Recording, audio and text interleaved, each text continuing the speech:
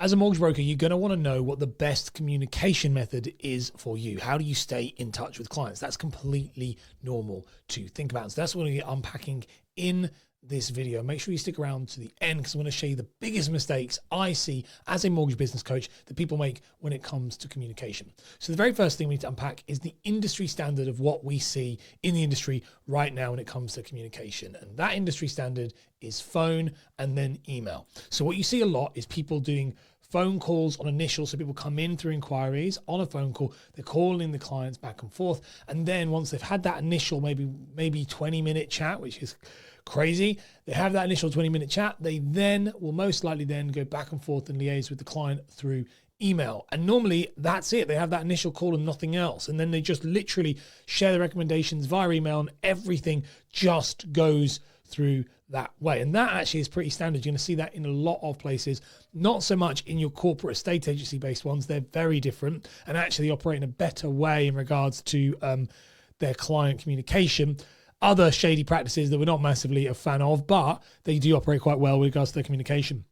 That's going to be the industry standard you're going to see. Now, when it comes to best practices as a mortgage advisor, these are night and day different. So the best practices you should be seeing as a broker, if you want to do good communication with your clients, is Zoom calls, ideally, or face-to-face, but Zooms, Teams, Google Meet, that's some sort of video-based call where the client can see your face, massively, massively valuable, and then WhatsApp. So there's a couple of reasons why that is.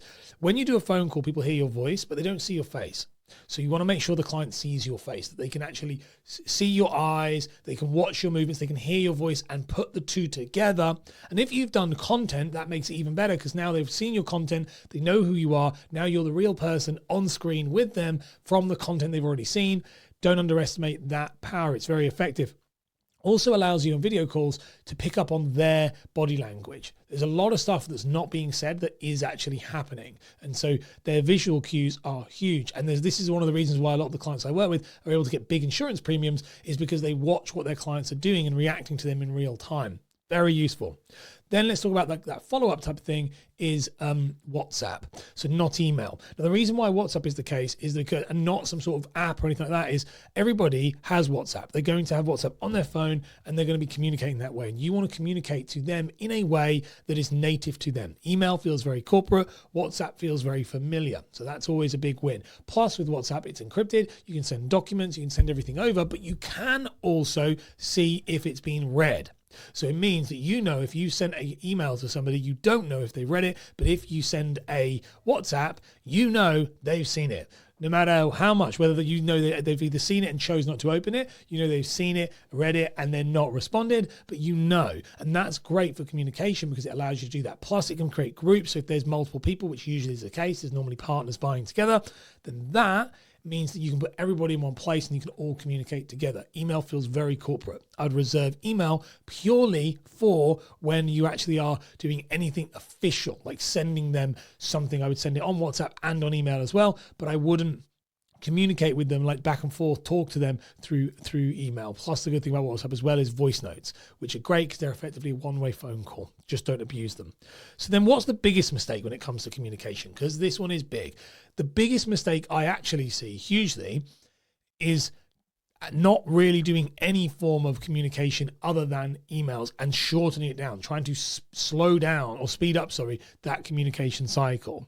So in other words, they might have a quick 5-minute call, jot on the pen and paper what they're going to do, and then literally that's it. Just email back and forth. Here's your mortgage quote. Here's your insurance quote. Cool. And then they're gone.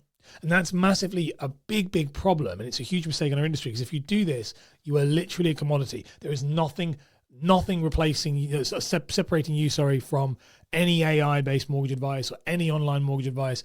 And we look at this as if it's some sort of pride, and it's not. It's a bloody awful idea. So if you are not spending time with your clients, that's why face-to-face matters. We need to spend time with them. We're in a human job, and that is where it really, really matters. You are the USP. You are the unique selling point. Without you, in that process, anybody could do it. So you have to try and insert yourself in the process as much as you possibly can. And that is why, if you want to understand how a great client journey works, you want to check out my last video I made. So I made a video on this recently, which talks about the client journey for new mortgage brokers that they can follow, which allows you to get the best possible buy-in from the client. It's definitely one you don't want to miss. Check it out.